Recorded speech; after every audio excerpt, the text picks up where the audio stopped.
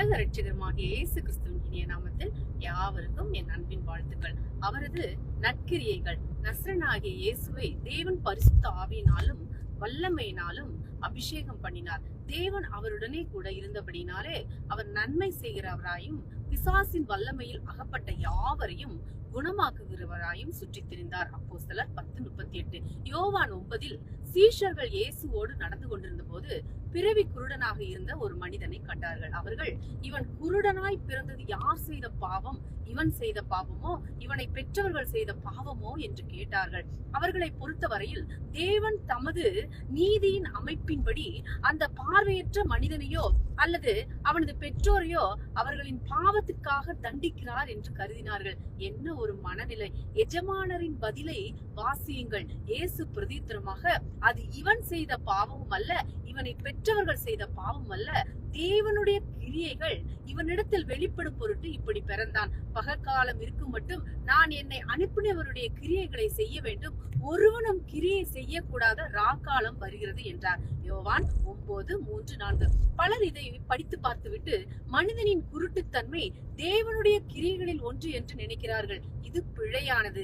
மொழிபெயர்ப்பாளர்கள் தங்கள் சொந்த உரிமையின் பேரில் 3வது வசனத்தின் முடிவில் அங்கு இருந்திருக்க கூடாத ஒரு முற்றுப்புள்ளியை வைத்துள்ளனர். மிகவும் துல்லியமான மொழிபெயர்ப்பு இவ்வாறு வழங்கப்படுகிறது: தேவனுடைய கிரியைகள் இவனிடத்தில் வெளிப்படும் பொருட்டு இப்படி பிறந்தான். பகற்காலம் இருக்கும் மட்டும் நான் என்னை அனுப்பினவருடைய கிரியைகளை செய்ய வேண்டும். இயேசு இந்த குருடனிடத்தில் நாம் சாத்தானின் வேலையை பார்க்கிறோம். ஆனால் தேவனுடைய வேலை இவனில் வெளிப்படுவதற்கு நான் அதற்கு ஏதாவது செய்ய வேண்டும் என்றார். பின்னர் அவர் அந்த மனிதனை குணப்படுத்தினார். அல்லேலூயா! குருட்டுத்தனத்தின் கிரியை தேவனிடத்திலிருந்து வரவில்லை. அப்போஸ்தலர் 10:38 நமக்கு சொல்கிறது. நசரேயனாகிய இயேசுவை தேவன் பரிசுத்த ஆவியினாலும் வல்லமையினாலும் அபிஷேகம் பண்ணினார். தேவன் அவருடனே கூட இருந்தபடினால் அவர் நன்மை செய்கிறவராயும் பிசாசின் வல்லமையில் அகப்பட்ட யாவரையும் குணமாக்குகிறவராயும் சுற்றி திரிந்தார் என்று அந்த ஒடுக்கும் பிசாசிடமிருந்து வந்தது.